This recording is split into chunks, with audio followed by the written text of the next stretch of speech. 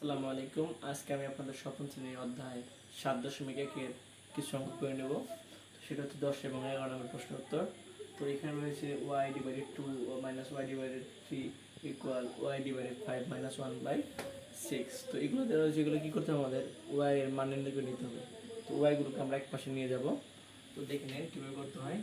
তো y minus y divided 2 minus y divided 3, তো এটা প্লাস উল্টা লিখে হবে মাইনাস y ডিভাইডেড 5 ইকুয়াল কত মাইনাস 1/6।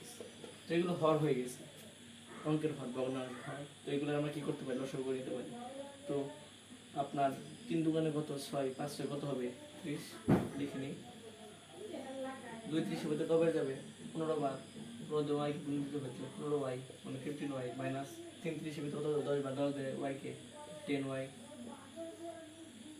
তারপর হচ্ছে কি মাইনাস চিহ্ন, 5 30 মধ্যে কত বার যাবে 6 বার, 6 দিয়ে y কে গুণ, তাহলে কত হবে 6y। এখানে হচ্ছে কত 1/6 মাইনাস, তো 15y 10y 6y মিলে কত হবে 16y। তো 15y থেকে 16y গুলো চুক্তি থাকবে কত আমাদের, শুধু y থাকবে না, মাইনাস y থাকবে না, যেহেতু বড় দুটো আগে কি চিহ্ন, দুটো যোগ করলে বড়টা হবে, তো বড়টা কি চিহ্ন মাইনাস চিহ্ন, সেটা হচ্ছে 30। তো এখানে হচ্ছে মাইনাস 1/6।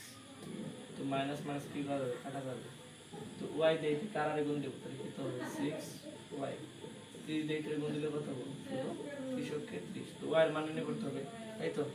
y এর মান নির্ণয় করতে y রেখে দেবো, 30 ডিভাইড কত 6, 5 6 30।